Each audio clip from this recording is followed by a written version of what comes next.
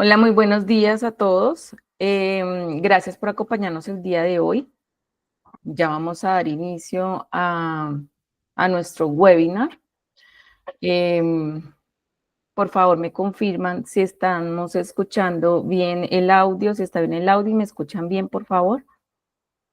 Sí, sí, se escucha bien. Está muy bien. Muchas gracias. Bueno, bienvenidos a todos. Este webinar está, pues nuestro tema es ensayos para materiales plásticos biodegradables. En nuestra agenda vamos a iniciar con una presentación de Anicorp Responsablemente, que es la empresa organizadora de este espacio. Posteriormente vamos a hacer una introducción chiquita al contexto normativo de envases y empaques, donde pues hablamos principalmente del contexto normativo en materiales biodegradables. Y posteriormente empezaremos con la presentación del laboratorio AIMPLAS, hablar ya sobre los ensayos para materiales plásticos biodegradables y vamos a dejar un espacio pequeño para una sesión de preguntas y respuestas. Entonces, dando inicio, nosotros somos Responsablemente, somos una empresa colombiana que nace en el 2015 como Anicorp. Nuestro objetivo es asesorar a los negocios, a la industria, al comercio en la optimización de los recursos y productos. Todo esto alineado a la optimización de los recursos y de los productos a nivel industrial. En el 2020 nace nuestra marca registrada Responsablemente y este año nos conformamos como una sociedad BIC, que es de beneficio e interés colectivo. En estos 9 años de trabajo hemos logrado asesorar empresas en Ecuador, en Perú, en Colombia y también en nuestras líneas de capacitación hemos logrado capacitar a más de 1.500 personas en temas de sostenibilidad, ecodiseño, materiales para empaques y envases. Contamos con 3 líneas de trabajo principales. Nosotros tenemos líneas de asesoría donde estamos todo el tiempo asesorando, guiando a la industria en el cumplimiento de las regulaciones, en la tributación, en las normativas legales, en la presentación de autodeclaraciones ambientales, en certificaciones de neutralidad de materiales, en consecuciones de sello de sostenibilidad y CONTEC, y también en certificación de la NTC 6632 para plásticos reciclados. También tenemos la línea de servicios donde prestamos el servicio de análisis de ciclo de vida de productos con modelación en el software CIMAPRO, medición de huella organizacional, diagnósticos de responsabilidad social empresarial y proyectos de codiseño de envases y empaques. Finalmente, para lograr todos estos proyectos dentro de las compañías, ha sido importante estar de la mano de la capacitación, de la gestión del cambio, mediante talleres para la medición de huella hídrica, huella de carbono, formación de equipos en la parte de codiseño de envases y empaques y finalmente todo lo que tiene que ver con materiales para empaques, envases y procesos. Mi nombre es Ana Cristina Balbuena Niño, yo soy la anfitriona, tengo el honor de ser la anfitriona en el día de hoy, soy la directora de proyectos de Responsablemente y les doy una gran bienvenida en este espacio donde hemos realizado una alianza con AIMPLAS, que es el laboratorio con el que estamos realizando y apoyando a la industria en la realización de ensayos de pruebas de biodegradabilidad. Para nosotros llegar al contexto normativo es importante hacer esta introducción teniendo en cuenta que se ha despertado un gran interés en el uso de los materiales biodegradables debido a esta normatividad que está implementándose actualmente en Colombia y que también está en la misma transición en Perú, en Ecuador, donde también se han empezado a implementar este tipo de normativas con el fin de guiar a la industria hacia un desarrollo más sostenible.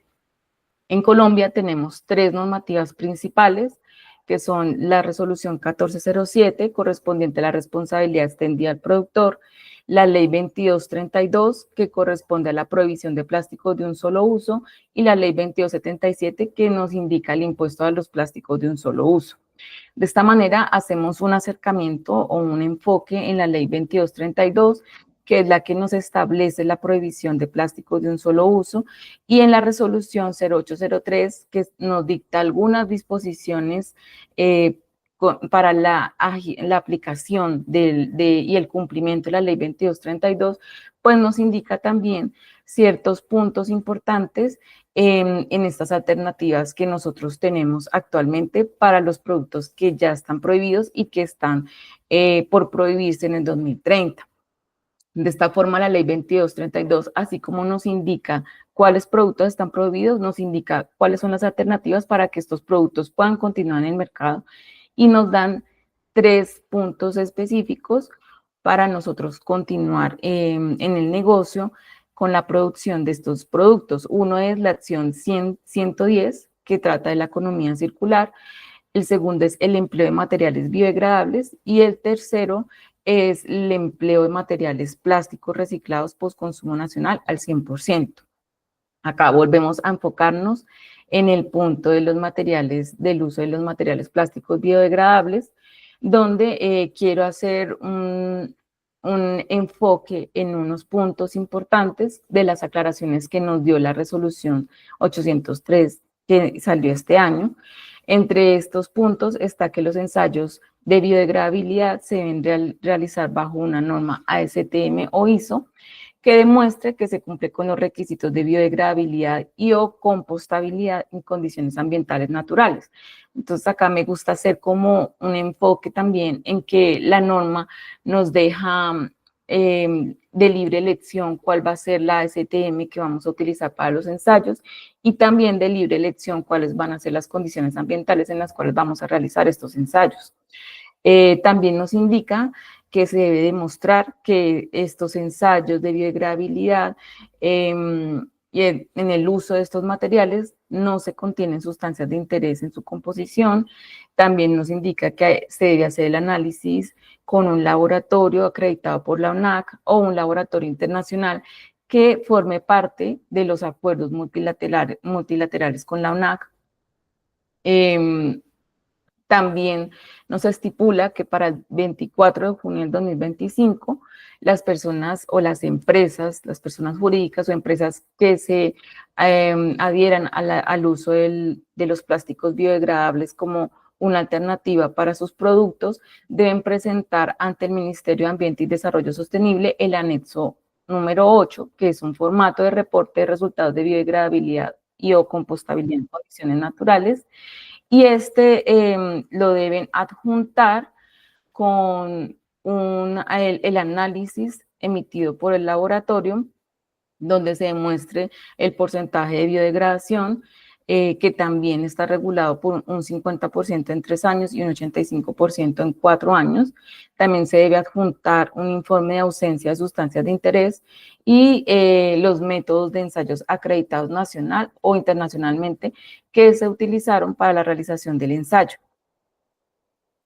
También es importante que nos indican que los fabricantes o importadores de productos plásticos de un solo uso que presenten características homogéneas en la composición de sus productos pueden presentar estos ensayos de laboratorio en conjunto, es decir, pueden formar grupos donde puedan presentar y realizar su ensayo de una forma conjunta sin ningún inconveniente.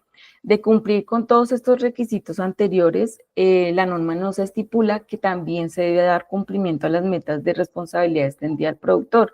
Es decir, también se debe generar un plan de gestión de residuos de envases y empaques, donde básicamente se estipulen los flujos de materiales independientes cuando haya incompatibilidad entre resinas fósiles reciclables y los materiales biodegradables y o compostables que estamos utilizando. Finalmente, se deberá establecer un mecanismo de trazabilidad de los productos plásticos de un solo uso cubiertos por el ensayo de laboratorio, donde se identifique en las respectivas facturas de compra y venta el código del ensayo de laboratorio realizado con el fin de llevar una trazabilidad y del ensayo que está cubriendo ciertas líneas de productos. Una vez ya teniendo como estas aclaraciones importantes de nuestro contexto normativo en el uso de materiales biodegradables, cedo la palabra a Implast, no sin antes presentar a Joana Carolina Andrade, que es la investigadora del Grupo de Biodegradabilidad y Compostabilidad de Implast. Ella es ingeniera agroindustrial con estudios de maestría y doctorado en la Universidad Politécnica de Valencia. Está muy centrada en el desarrollo de materiales bioplásticos con actividad antioxidante y antimicrobiana para envasar alimentos. Cuenta con amplia experiencia en el estudio de sistemas de encapsulación de compuestos bioactivos, la estabilidad de sistemas coloidales incorporados a matrices poliméricas y en los procesos de biodegradación y compostabilidad de bioplásticos, área en la que ha liderado diferentes proyectos, es autora de varias publicaciones científicas en revistas internacionales indexadas. Esto es súper importante porque nosotros como responsablemente queremos brindar a la industria este tipo de espacios, este tipo de alianzas que nos permitan cumplir con las regulaciones y qué mejor de la mano de los expertos, de personas que tienen este gran conocimiento para orientarnos en este camino del uso de materiales biodegradables y de cómo realizamos este tipo de ensayos. Entonces, les cedo la palabra a Joana Carolina. Muchas gracias por acompañarnos el día de hoy. Muchas gracias, Ana Cristina. Voy a compartir la pantalla y por favor me confirman que se vea. Creo que me tienes que autorizar para poder compartir.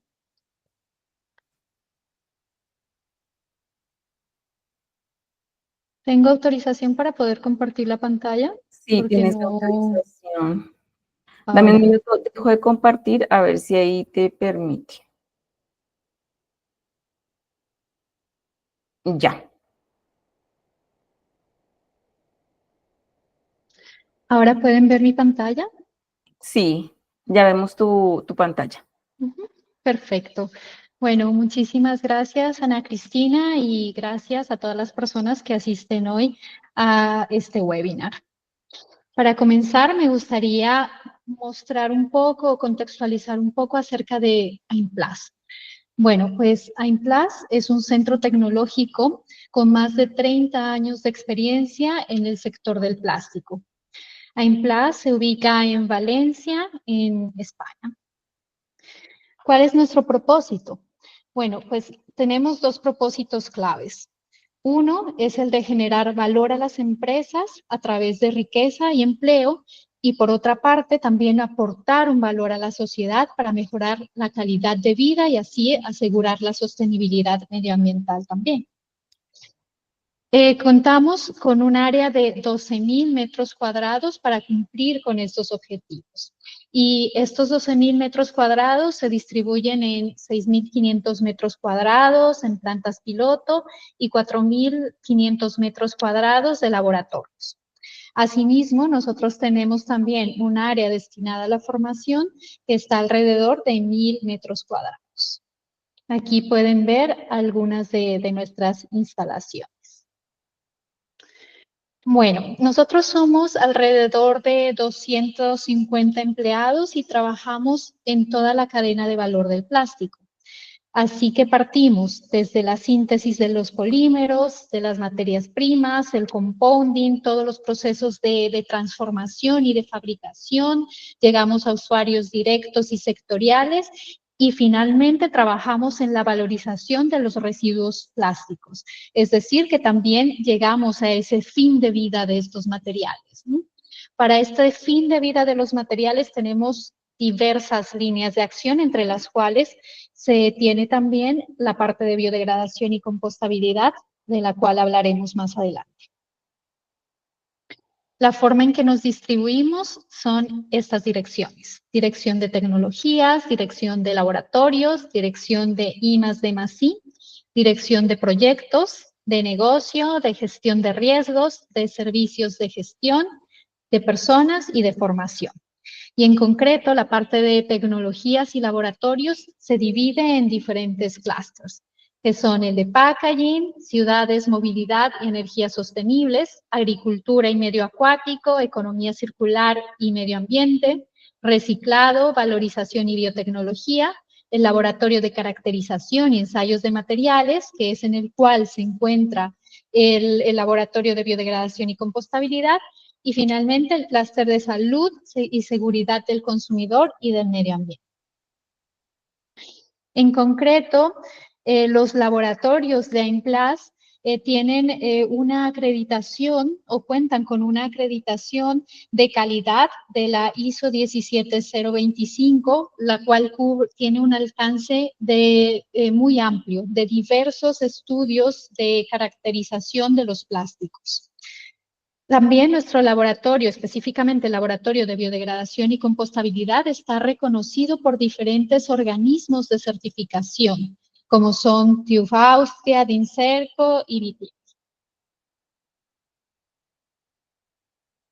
Ahora bien, para entrar en el mundo de los bioplásticos es necesario que los contextualicemos. Entonces, siempre me gusta empezar por conocer un poco las dos características esenciales de los plásticos convencionales para así ya entender de qué se trata este mundo de los plásticos, de los bioplásticos, ¿no? Entonces, los plásticos convencionales tienen dos características esenciales. Una, su fuente, que es una fuente fósil, y la segunda es que no son biodegradables. Entonces, tenemos que tener en cuenta que debido a la estructura química de estos plásticos convencionales, que les da resistencia y les permite tener una aplicación en múltiples sectores, pero también evita que esos procesos biológicos de degradación puedan darse, ¿vale? Luego, en este mundo de la sostenibilidad y de la transición de este tipo de materiales hacia una economía más circular, se han buscado nuevas fuentes para obtener estos materiales. Entonces, se tienen las fuentes renovables. Y esto le daría lugar al primer grupo de bioplásticos. El primer grupo de bioplásticos es aquel que proviene de fuentes renovables, pero que no es biodegradable. ¿Y por qué? ¿Por qué pasa esto? Pasa esto porque a pesar de que las fuentes son renovables, pueden ser almidones o caña de azúcar, porque tienen un contenido altísimo de azúcares. A pesar de esto, la estructura química continúa siendo la misma de los plásticos convencionales y esto hace que no puedan ser biodegradables. Por eso tienen un nombre muy similar al de los plásticos convencionales, pero tienen una antesala que es bio, ¿no? Entonces sería bio-PET, biopolietileno, de ese tipo.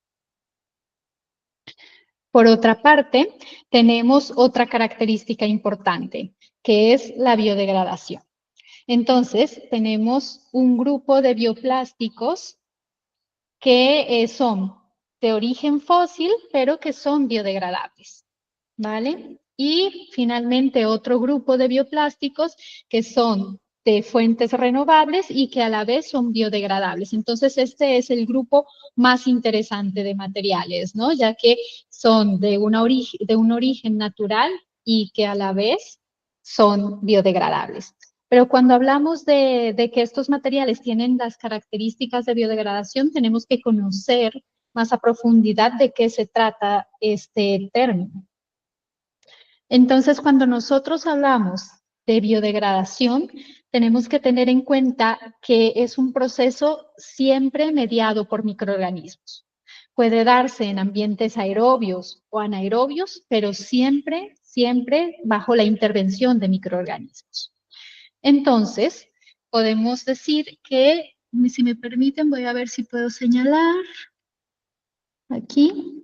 Vale, pues partimos de un plástico con una estructura o una matriz polimérica amplia, ¿vale? Esa estructura polimérica siempre tendrá compuestos carbónicos, un carbono orgánico. Entonces, de lo que se trata esa biodegradación o ese proceso es de una transformación química, donde esta estructura compleja se transforma en compuestos simples, compuestos que se encuentran de forma natural en diferentes ambientes. Esos compuestos simples son dióxido de carbono, cuando estamos hablando de una biodegradación aerobia, dióxido de carbono, agua, sales minerales y nueva biomasa. ¿vale? Entonces, este concepto es supremamente importante para entender la biodegradación. Se trata siempre de un proceso o una transformación química. No es simplemente una transformación física, ¿vale? No nos vale con una fragmentación del material. Tiene que haber esta transformación química. Para que esta transformación química suceda, pues ocurren diferentes pasos. Como les mencioné inicialmente, este proceso siempre será mediado por microorganismos. ¿Y qué es lo que hacen estos microorganismos? Pues bien, tenemos el plástico y lo que hacen los microorganismos es, como paso número 1, colonizar la superficie de ese plástico. Al colonizarla, ellos se sienten como en un ambiente más conocido y en ese proceso son capaces de formar un biofilm. Tras formar el biofilm sobre la superficie del plástico, entonces exponen diferentes enzimas. Estas enzimas son justamente las encargadas de hacer la ruptura de esas estructuras complejas de las que hablamos cuando hablamos de un plástico a estructuras menores. Entonces se hace una depolimerización, obteniendo ya oligómeros, dímeros, etcétera, moléculas pequeñas que son más capaces o más fácilmente asimilables por los microorganismos. Es así como esas moléculas más pequeñitas efectivamente son asimiladas por esos microorganismos, los cuales transforman esa fuente de carbono compleja en dióxido de carbono, agua, sales minerales y nueva biomasa, que es lo que tenemos aquí al final. Todos estos procesos de biodegradación siempre ocurren en un medio específico. Y eso es supremamente importante porque, por ejemplo, cuando estamos hablando de un producto biodegradable, no podemos dejarlo simplemente como biodegradable. Siempre habrá que decir, es biodegradable en el suelo, biodegradable en el agua, biodegradable en un ambiente de compostabilidad, ¿vale? Pero ¿por qué es tan importante decir que esa biodegradación acontece en un ambiente específico? Porque la biodegradación, si bien he dicho antes que es siempre mediada por microorganismos, pero también es importante entender que hay otros factores que acompañan esa acción de los microorganismos. Y esos factores que acompañan la acción de los microorganismos son las características del ambiente en el que ocurre esa biodegradación. Entonces, ¿cuáles son esas características? Pues las más importantes son incidencia de luz, temperatura, humedad, pH y en algunos ambientes, dependiendo del cual sea, pues también un proceso mecánico, ¿no? Una fuerza mecánica. Por ejemplo, lo que ocurre en los ambientes marinos que están afectados por el oleaje, entonces eso es un efecto mecánico, ¿no? Una abrasión. En esta imagen, ustedes pueden ver diferentes tipos de medios en los cuales puede ocurrir esta biodegradación. Y en la parte de abajo tenemos una figura que nos indica la jerarquía de agresividad de esos diferentes medios. Esa agresividad se cataloga como una agresividad de biodegradación porque algunos de estos medios tendrán más poder para ejercer una transformación del bioplástico en esos compuestos más simples. Y en esta jerarquía encontramos como la más fuerte o la más agresiva a los ambientes de compostabilidad. Entonces tenemos en primer lugar la compostabilidad industrial, porque la compostabilidad industrial sucede en plantas de compostaje donde las temperaturas suelen subir muchísimo, inclusive suelen llegar hasta 70 grados centígrados en su etapa termófila. Entonces, ese efecto de una alta temperatura ayuda muchísimo a la biodegradación y por eso es el ambiente más agresivo. Además de esto, también tenemos que es un ambiente muy rico en microorganismos. Allí se encuentran microorganismos mesófilos, principalmente termófilos, que actúan bastante bien contra, digamos, compuestos más complejos o estructuras más complejas. Además, también tenemos en algunas etapas presencia de hongos, cambios de temperatura y de pH, que hacen que el material se modifique con una mayor velocidad, ¿no? Que en otros ambientes. Luego tenemos el ambiente de compostabilidad doméstico, que sigue siendo muy rico a nivel microbiano, pero en este caso se manejan temperaturas menores. Ya no sucede en una planta de compostaje, sino que sucede a nivel más casero, ¿no? Tenemos menores volúmenes de compuestos orgánicos transformándose, con lo cual las temperaturas no suben tanto. Entonces, este ambiente sigue siendo agresivo, pero menos agresivo que el industrial.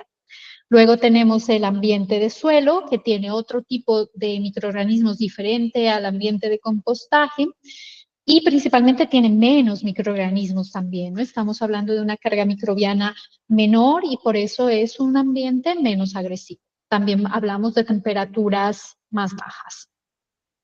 Luego tenemos los dos ambientes acuosos, tanto el de agua dulce como el agua salada, como ya los dos ambientes que son más débiles en esta jerarquía. ¿Y por qué son débiles? Son débiles porque la concentración microbiana es menor, es decir, estos microorganismos están más diluidos en esa agua y las temperaturas suelen ser menores también. Ahora pasamos a un concepto más amplio, que es el concepto de plástico compostable. Cuando hablamos de un plástico compostable, no estamos hablando simplemente de un plástico que es capaz de biodegradarse exclusivamente o específicamente en un ambiente de compostaje, sino que también es un plástico que tras incorporarse a un proceso de compostaje no deja residuos visibles, es decir, que ha logrado tener una transformación física de fragmentación continua o de una transformación acelerada, que al final de ese proceso de compostaje no hay residuos visibles, y además que al final no deja tampoco residuos tóxicos. Tenemos que tener en cuenta que en los procesos de compostaje, el objetivo es que los residuos orgánicos, incluyendo los plásticos compostables, tras pasar por ese proceso, generen un compost de calidad, ¿vale? Cuando hablamos de compost de calidad, hablamos de un compost que no tenga residuos tóxicos que puedan afectar después la funcionalidad de este compost, que es el de ser un fertilizante. ¿Vale? Entonces, esos dos puntos, o sea, la unión de esos tres puntos es esencial para definir a un plástico compostable. Entonces, tenemos que sea un plástico biodegradable en ambiente de compostabilidad, además que no genere residuos visibles y no debe generar residuos tóxicos. Solamente bajo el cumplimiento de todas esas características podremos catalogar a un plástico como compostable. No nos vale simplemente con que sea biodegradable si al final de la biodegradación genera compuestos tóxicos, ¿vale? En este punto, un plástico compostable debe comprobar que es una opción completamente beneficiosa para el medio ambiente. Ahora sí, después de conocer los conceptos básicos, vamos a ver cuáles son los estudios que acompañan estos procesos y que se utilizan en los laboratorios para demostrar que un producto es biodegradable o compostable. Entonces, volvemos un poco al concepto que habíamos hablado de biodegradación y sobre todo a los medios de biodegradación que acompañan a esos procesos. Y es importante en este punto decir que como existen diferentes medios de biodegradación, en el laboratorio necesitamos diferentes tipos de normas para realizar ensayos que emulen esos diferentes ambientes de biodegradación.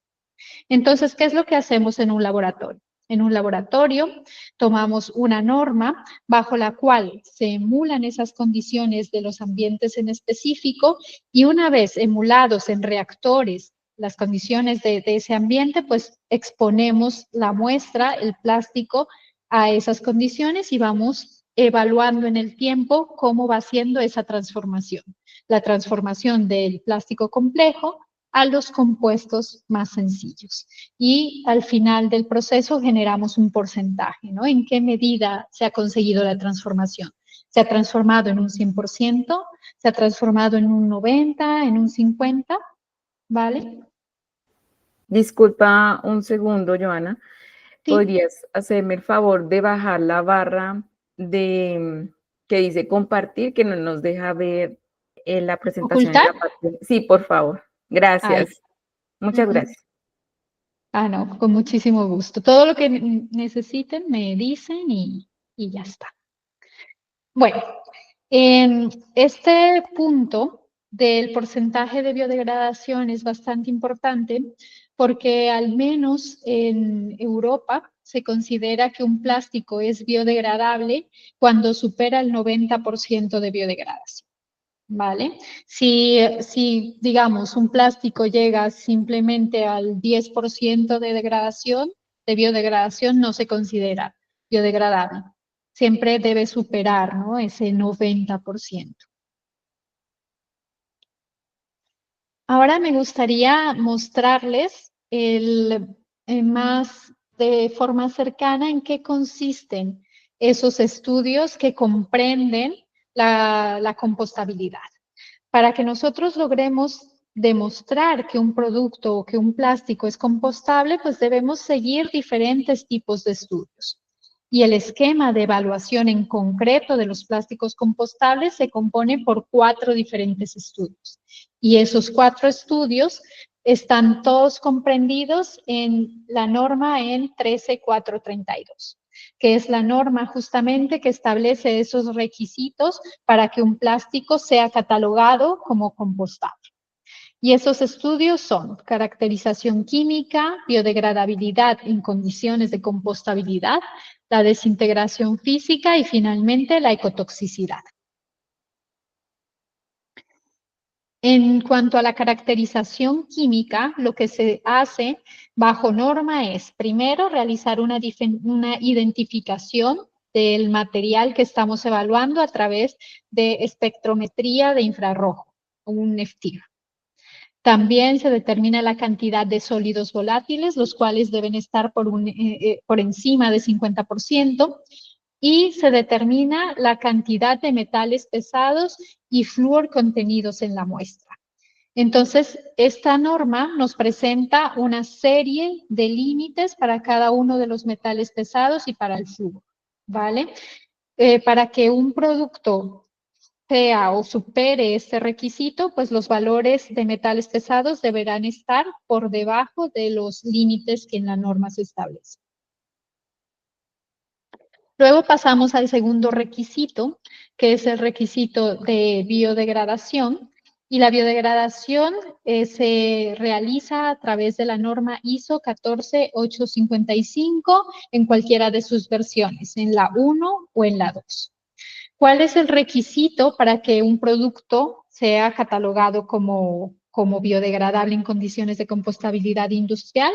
Pues es que supere el 90% de biodegradación, como les había mencionado hace un tiempo, y además que esto sea conseguido en un tiempo como máximo de 6 meses, ¿vale? Ahora bien, cuando nosotros hablamos de compostabilidad doméstica, ya no industrial, este tiempo se vuelve el doble. Entonces, el requisito será el mismo, será que como mínimo se biodegrade en un 90%, pero el tiempo ya será de 12 meses.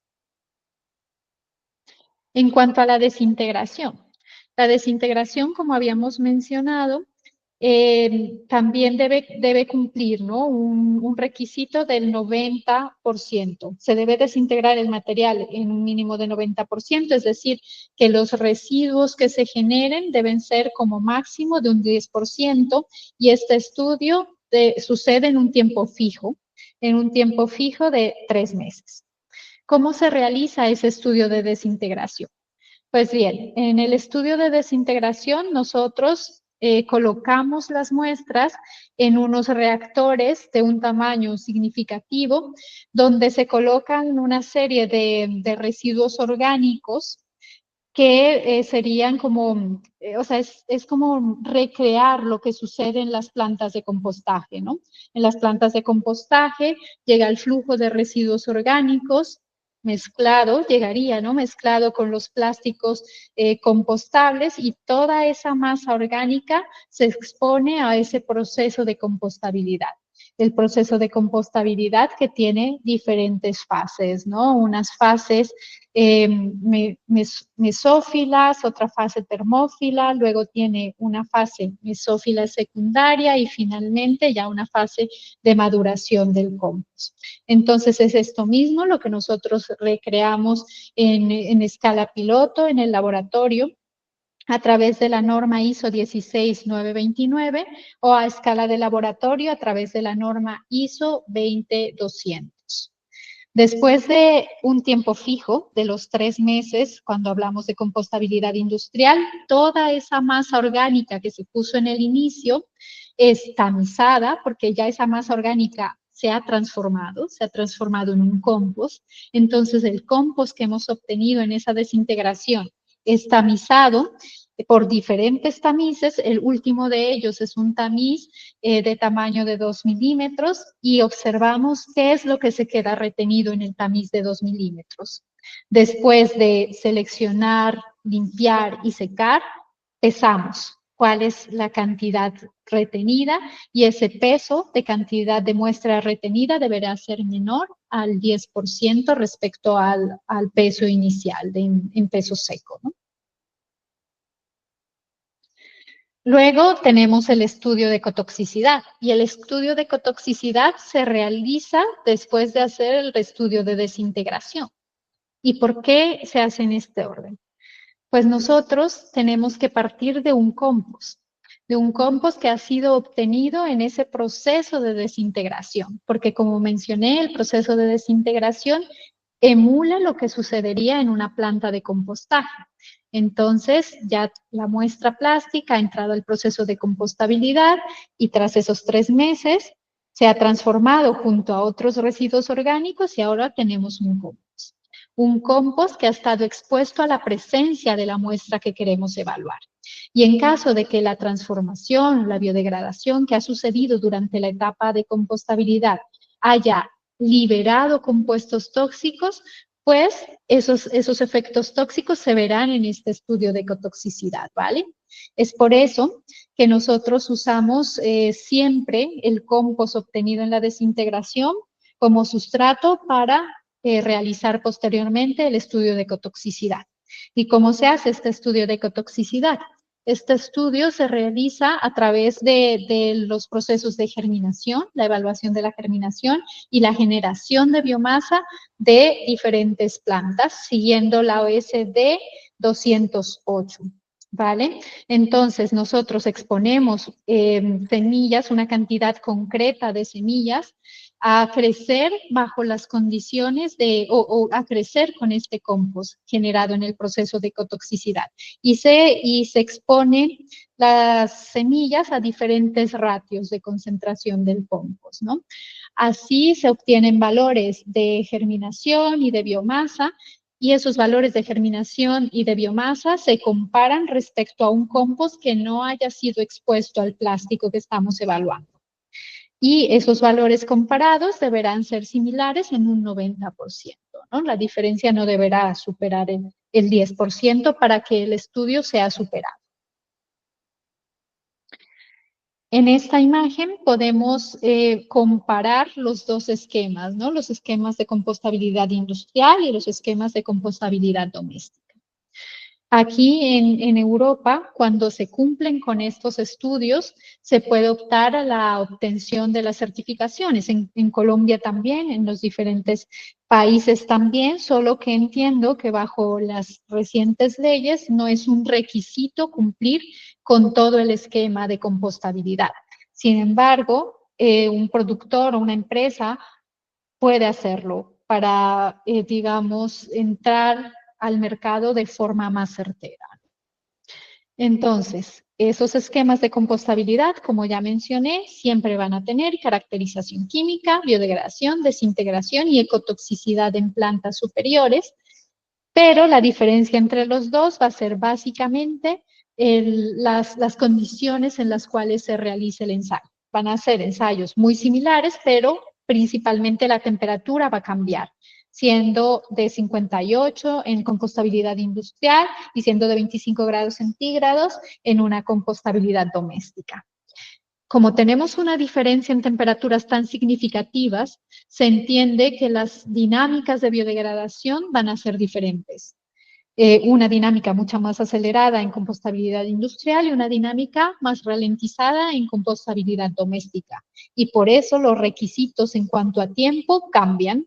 La biodegradación en compostabilidad industrial será de 6 meses como máximo, mientras que en doméstica será de 12 meses como máximo, y las desintegraciones deberán evaluarse en 3 meses en compostabilidad industrial y en 6 meses en compostabilidad doméstica. Estos serían como las diferencias más importantes. Luego tenemos otros esquemas, tanto de certificación como de estudios, ¿no? Que van de la mano de otros tipos de medios donde suceden esos procesos de biodegradación. Tenemos entonces certificaciones o estudios para la biodegradación en suelo, para la biodegradación en agua y para la biodegradación en mar. Y estos estudios van regidos por otro tipo de normas, ¿no? Unas normas específicas que establecen un protocolo metodológico para emular esos ambientes, para emular un ambiente suelo, un ambiente de agua dulce o un ambiente de agua marina. Y sería el proceso de una forma muy similar a como comenté en la parte de compostabilidad, solamente que cambia el medio y cambian las condiciones. De manera que obviamente se va a seguir esa jerarquía de agresividad contra el plástico, ¿no? Entonces, en la biodegradación en suelo, por ejemplo, se sigue la ISO 17556, en la biodegradación en agua dulce es la ISO 14852 y en la biodegradación en medio marino la STMD 6691.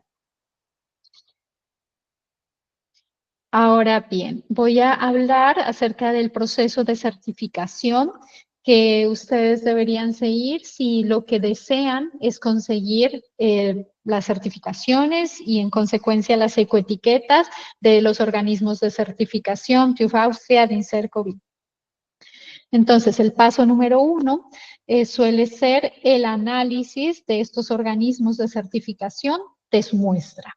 Cuando evalúan su muestra, tanto a nivel de composición, de características físicas, de revisar si los componentes o las materias primas tienen ya una previa certificación, pues ellos, tras ese proceso, emiten, digamos, un resultado en el cual ellos indican si ustedes deben hacer todos los estudios que están solicitando para, por ejemplo, dentro de un esquema de compostabilidad, o si requieren simplemente hacer unos estudios en concreto. Este tipo de decisiones, ¿por qué suceden, no? Por ejemplo, ese tipo de decisiones van ligadas a que muchas veces se puede obtener un producto a partir de materias primas que ya hayan sido certificadas. Muchas veces empresas de Colombia o de otros países de Latinoamérica, ante la llegada de estas leyes de plásticos de un solo uso, nos realizan ese tipo de consultas, ¿no? ¿Qué pasa si, por ejemplo, se hace o se obtiene un producto simplemente transformando una materia prima que ya está certificada y que cumple digamos, con los espesores, ¿no? Porque siempre una certificación te va a indicar hasta qué espesor está certificado, ¿vale? Entonces, imaginémonos que se parte de una materia prima certificada, simplemente se transforma sin incorporar aditivos, sin mezclar con otro plástico, con otra resina, y se tiene un producto final con un espesor por debajo del que indica la certificación. Pues claro, se asume que también ese producto estaría cubierto bajo la certificación, ¿vale? Este tipo de decisiones son las que toman los organismos de certificación y muchas más. Nosotros más adelante en la etapa de preguntas podemos discutir los casos en concreto que ustedes tengan y podemos asesorarles. Luego que los organismos de certificación hacen el preanálisis, pues el preanálisis indicará los resultados o los estudios en concreto que ustedes deben realizar en laboratorios que sean reconocidos por esos organismos de certificación, como es el caso de AIMPLAS, que ejecutaría esos estudios, ¿vale? Y tras la ejecución se emite un informe de resultados al cliente y el cliente sería el encargado de después dirigir esos informes de resultados nuevamente al organismo de certificación, quien evaluaría los resultados y sería el responsable de emitir la certificación y la correspondiente ecoetiqueta. Para cualquier duda respecto a los diferentes ensayos, los procesos que ustedes deseen hacer de certificación o simplemente de evaluación de la biodegradación en los diferentes ambientes de forma más específica para sus productos, pueden contactar con nuestro equipo del Laboratorio de Biodegradación y Compostabilidad en esta diapositiva que después compartiremos también con ustedes. Tienen los contactos de mis compañeros y el de mi responsable, así también como el mío, ¿vale?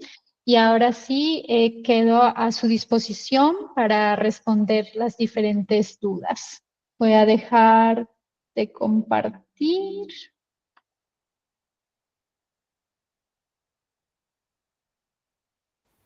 Bueno, Ana Cristina. acá tengo una pregunta en el chat.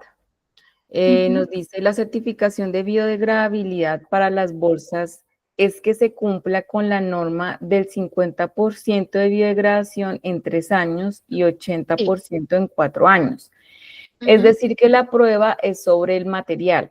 Por lo tanto, la prueba sobre muestra que les enviemos sea dirigida en concreto sobre una mezcla de resinas que utilizo con la adición de los aditivos biodegradables.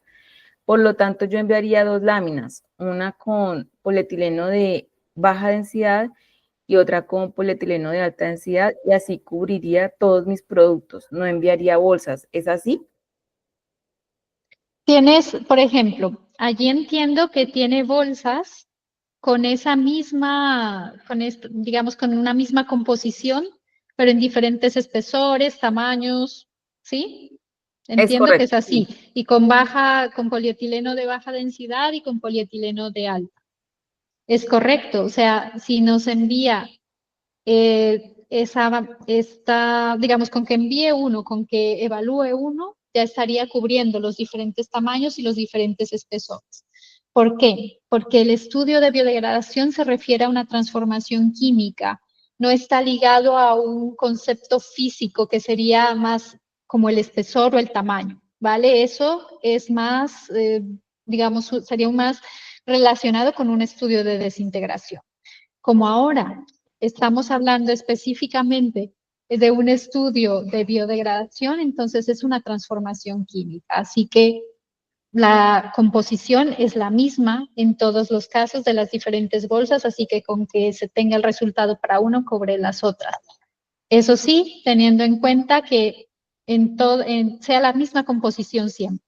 Si ya coloca un color, un pigmento o un aditivo diferente en alguna en concreto, pues tendría que volverlo a evaluar. Ok, si mi película de bioplástico se degrada en 3 ambientes diferentes, ¿debería realizar 3 análisis de biodegradabilidad independientes para obtener la certificación? Por lo que dice específicamente la ley, no.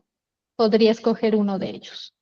Pero habría que comprobar que sí que se degrada en esos ambientes, en alguno de ellos, en el que tenga más sentido por el fin de vida del producto. Ok. Otra pregunta dice, buenos días. En tu explicación nos indicabas que en la prueba de compostabilidad hay 4 ensayos que hacer: caracterización química, biodegradación, desintegración y ecotoxicidad. Para las pruebas en otras condiciones como agua dulce o suelo agrícola, ¿también se desarrollan esas 4 etapas? ¿Cuánto tiempo duraría esas pruebas? Y lo que nosotros interpretamos después de leer la ley es que no les están pidiendo un esquema completo de compostabilidad, simplemente que el producto sea biodegradable en condiciones de compostabilidad. con lo cual solamente es el estudio de biodegradación y el de metales pesados o el de caracterización química los que deben cumplir para esta ley en específico. Ahora bien, si lo que se quiere es hacer el esquema completo de compostabilidad para catalogar un producto como compostable y no solamente como biodegradable en condiciones de compostabilidad, entonces sí que hay que hacer los 4 estudios, ¿vale? Para obtener certificaciones de biodegradable en suelo, hay que hacer estudios de biodegradación en suelo y hay que hacer estudios de caracterización química también y de ecotoxicidad, por ejemplo. Pero son esquemas completos que están ligados a una certificación y a una obtención de ecoetiquetas por organismos de certificación, como mencioné, TÜV Austria, Cerco, ¿sabes? Si el requisito que quieren cumplir ahora es el de la ley de plástico de un solo uso, entonces simplemente estamos hablando de esos 2 estudios, de caracterización química y de biodegradación, en un ambiente que habremos de discutir de forma específica para cada material. Ok, perfecto. La última pregunta dice que si se demora 3 años en llegar al 50% de biodegradación, este sería el tiempo que se demora el examen. ¿Mm? Sí, pero nosotros vamos mostrándole al cliente mes a mes cómo va evolucionando esa biodegradación. Con lo cual, si vemos, por ejemplo, un estancamiento, una tendencia a la no biodegradación, el cliente tiene todo nuestro consejo y nuestro acompañamiento para decidir si no quiere llevar el estudio hasta 3 años, ¿sabes? No es una exigencia. Nosotros vamos acompañando el estudio de forma muy cercana con el cliente, mes a mes, comentándole cómo va evolucionando la biodegradación y es una decisión que se toma de forma libre si quiere parar el estudio, dependiendo de la tendencia de biodegradación, ¿vale? Ok, perfecto. Muchísimas gracias, Joana, por tu tiempo. Muchas gracias a todos por la participación. Acá también igualmente quedan el correo de responsablemente, nuestros contactos para cualquier inquietud. Entonces, quedamos siempre muy pendientes a sus inquietudes. Muchas gracias a todos por la participación. Para otras preguntas que sé que quedan pendientes, tienen nuestros correos. Correcto, muchas gracias. Muchas gracias, Ana Muchas Cristina. gracias a todos. Gracias.